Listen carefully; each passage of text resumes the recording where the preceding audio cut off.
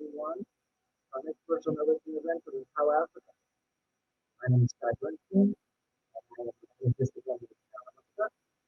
And I'm very excited for today. We have a wonderful presentation by our friend Orit Strauss Raz. She's co-founder and CEO of GivingWay. She'll present herself in a moment and show you the amazing product and team that she's building. As you all know, this is a virtual networking event. I see that there are 2 new people here that haven't been at different events of ours, so feel free to just jump between the different chairs. You double click on the chair and you go move to the other table, but just make sure that the microphone and camera on the bottom side of the screen is on.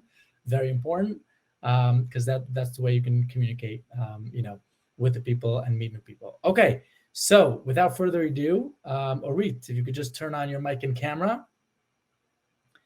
This event is titled Driving Local Impact Globally. I've met Orit a few months ago, actually in an in-person event, believe it or not, and heard about what she's doing, and it's fantastic, both globally, but also specifically with Africa. And so, yeah, please, Orit, stage is yours. Thank you. Thank you very, very much. And thank you for inviting me. And thank you to the whole incredible Empower Africa team. It's a real honor to be here today. And hi, everyone. Thanks for being here, and whoever watches this. I'm really, really pleased to be here and share a little bit from our experience at GivingWay, working with the civil society sector in emerging market countries in general, but in Africa in particular. So speaking here from still sunny Tel Aviv. So hi to everyone, wherever you are. I'm going to just present my screen, share my screen. 1 second. Okay, great. Can everyone see it? Yep, good to go. Wonderful, perfect. I'm very happy to be talking a little bit about what we do here at GivingWay and the trends that we see in the civil society sector, especially as far as it goes, as far as it meets philanthropy and online philanthropy in various emerging market countries, but in Africa especially, and to share some of the trends that we see and some of the things that we've learned in our journey over the years. So I'd like to start by introducing you to Miss Lola Muputaringa. Lola was born in Zimbabwe. She was born and raised by a teenage single mother. Herself growing up this way, seeing herself, experiencing herself the challenges of growing up this way, Lola founded in 2016 an incredible organization called Girl Pride Africa. She moved to South Africa, to Cape Town, and today the organization supports thousands of child and teenage mothers across Africa. Now remember Lola, we'll get back to her, but like Lola, there are millions of incredible organizations that do amazing things on the ground for their own community members, for the environment, for the planet. In fact, there are approximately 10 million nonprofit organizations in the world, of which about 60%, so approximately 6 million organizations, are located in emerging market countries. So Africa, Southeast Asia, and Latin America combined. If you take the typical organization in an emerging market country, a typical grassroots level community-based organization, this type of organization generates or needs approximately $20,000 per year in order to sustain its work. These organizations raise this money from various funding sources, which we'll see in a minute, but we're looking at a total addressable market of approximately 6 million organizations generating $120 billion per annum. Now, if we look at the distribution of funding sources, we at GivingWay, we surveyed a few hundred organizations that we work with, and we found that, first of all, about 30 or more than 30% of funding comes from individual donors, local community members and foreign individual donors, which is very much in correlation with general global trends. So number one funding source is individual donors. Then we have, specifically with a lot of organizations that we work, a second funding source, which actually comes from volunteers that come to these organizations and contribute some kind of funding. And then we have a split between corporate donors, organizations selling goods and services, and grants. Now, grants is the least popular funding source in emerging market countries at about 14%, which is lower than what you would normally find with organizations in developed countries who have a bigger chunk of their funding coming from grant money. So quite a big challenge in these parts of the world to receive grant money. Now, long before the pandemic, but of course, especially now in our new world, in this new society, philanthropy, just like T-shirts and takeaway, has gone online. In the same way that people today expect to be able to buy a T-shirt with 2 clicks of the mouse, or to order their food from their phone, or order their car ride, the same applies with philanthropy. People today expect to be able to support the causes that they care about in the places where they hang out, and they hang out online. So they expect to be able to do it through social media, through various online assets and outlets, and to be able to do it in a very quick, easy, and frictionless manner. Let's take a bit of a dive into some numbers. If we look at a global level, we see that in 2020, $470 billion were donated to charities across the world. Now, this is 5% higher than the total amount donated in 2019. And let's take a moment to digest this, because this is 2020. This is a pandemic year with huge unemployment rates going through the sky, huge uncertainty, and yet charitable giving grew by 5% during this very, very, very challenging year. What's even more interesting is that 13% of all donations were made online. So we're looking at over $60 billion that were donated online. Now, this trend of online giving has been increasing over the last few years. In 2020, there was a 21% increase in online giving. So overall general giving increased by 5%, but online giving increased by 21% in a pandemic year. Another interesting, if we go more to the unit level, there was also a 19% increase in the average online donation amount. So if in 2019, the average donation was $148, in 2020, it was $177, 19% higher. And almost 30% of all online giving was made through a mobile device. So it's not only that the world has gone online, it's gone to our mobile devices, in particular our mobile phones. It's not just about going online, internet, desktops, it's about mobile devices. If we look specifically in Africa, and we study some trends of donors and giving in Africa, we see that 30% of African donors prefer to give through credit or debit card. Now, this has grown. This has grown 20% increase in the last 3 years. Not surprisingly, 9% of African donors prefer donating through mobile money. And this is to be expected because Africa is the continent with the highest mobile money rates. So, and of course, this is the highest rate compared with any other region. But what we did find very interesting, and this is something that is corroborated very much with the data that we see here at GivingWay, is that 80% of African donors not only donate funds, but they also volunteer with the organizations that they support. This is the highest rate compared to any other region in the world. So there's a very strong correlation between giving funds and giving one's skills and time. It's across the board higher than any other place, and we see it all the time in our work here at GivingWay. Now that we're armed with some data and numbers, let's have a look at the market and the situation here in emerging markets and in Africa in particular. If you think about the typical grassroots community-based organization in an emerging market country, in Uganda, in Bolivia, in Cambodia, picture in your mind a small school in a small village in Kisumu. Okay, that typical organization in these parts of the world is very, very different from your typical, your average American, European nonprofit or charity. The needs are different, the challenges are different, the focus areas are different, the capabilities are different. We identified over the years 3 main areas in which your typical organization in an emerging market country differs from the Western market.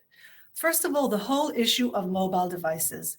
Mobile devices are true for everywhere. Everything's gone to mobile devices. We saw it in the numbers before, but this is particularly important in emerging markets. When you think about internet, bandwidth, connectivity issues, up and down connection, when you think about the fact that a lot of the organizations in these parts of the world are very low in resources, human capital and resources, a lot of them are often in the field, out on the go, usage of desktop devices is very low. So any kind of solution in any kind of industry for that matter has to take into consideration usage on mobile devices. It cannot, no solution, whether it's online fundraising or anything else, would be effective if it's desktop driven. And we see it in all different solutions, CRMs, even donation platforms that are not focused in mind on mobile device usage. So that's the first thing. The second thing is the whole issue of localization.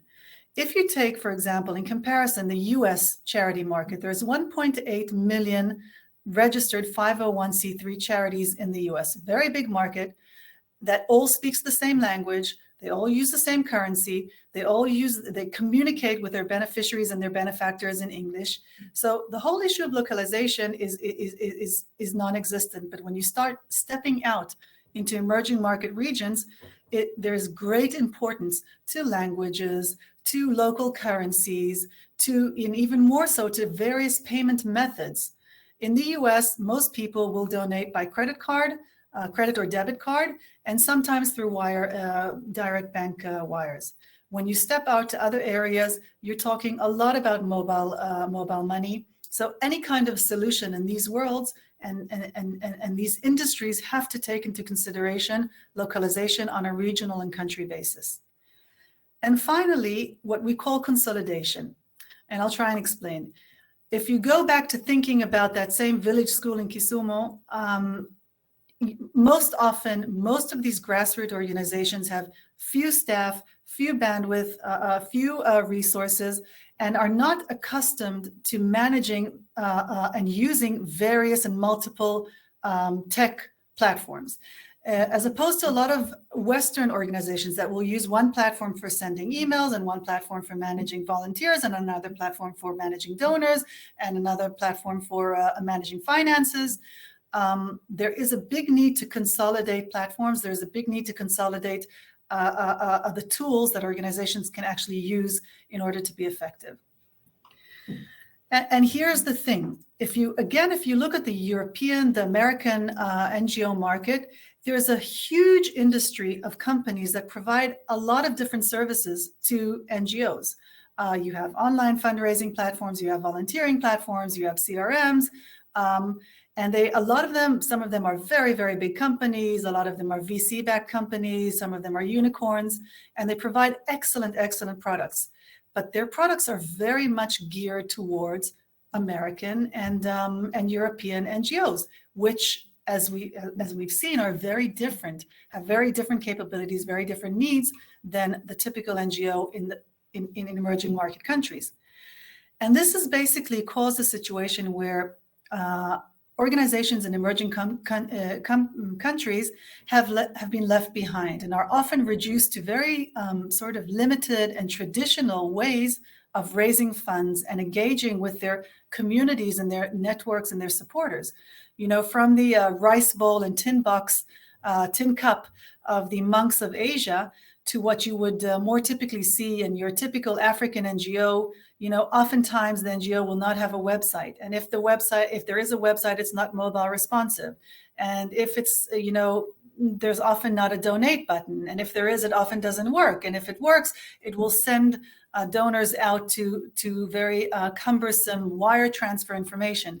So we're talking about a very, very, very big market with a lot of needs that is not, not using the best practices that we can already see today in this industry in other regions. And this is what GivingWay is solving. This is what we're here to do. We basically developed a solution to these issues, and we've developed a one-stop shop, which provides organizations in emerging market countries, highly tailored to the needs of organizations in these regions, to manage all of their affairs with donors, with volunteers, managing communication, managing data, and all of this under one roof, under one dashboard, in one convenient place. Of course, mobile first. Everything that we do is mobile first, and just a one-stop solution for organizations to start streamlining and working more effectively with their supporters. Now, remember Lola. Well, before joining GivingWay, for 4 years, she used to raise on average about $5,000 a year. She did this by really, really hustling her way, picking up the phone to donors, sending her bank account information, even chasing down a check here and there, taking it to her bank account, depositing it, really a lot of time, a lot of effort, and she would raise about $5,000 a year.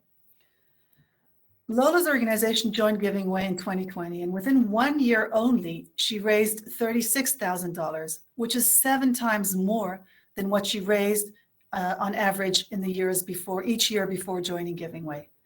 Now, how did she do it? She did it through a combination of things. She did it by using a lot of our tools and by being very, very effective in our marketing. So, for example, she set up a campaign on GivingWay, a very effective campaign. It was the time of the beginning of the pandemic. She set up a campaign to support the girls that she helps, and it was a very good campaign. It was very targeted. It was very specific, and it was successful.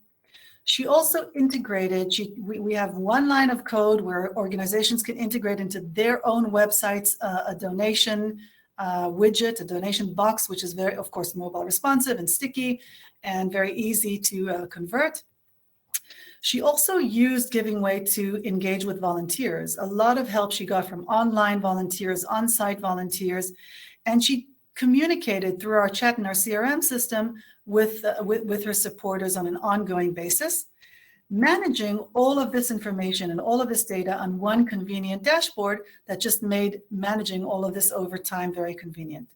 Lola also did a great job and is doing a great job in using content and storytelling to engage on an ongoing basis with their community, with their network, with the supporters through social media, through emails, through WhatsApp, every possible means that she can. And this is really what we see every day here at GivingWay as being the most important factors of organizations to start using these technical assets, to start using these products, and to start getting the word and to plant the seed of setting and expanding and enlarging their network of supporters. To understand a bit more about GivingWay today, I need to take you back a little bit in time and to tell you about our journey.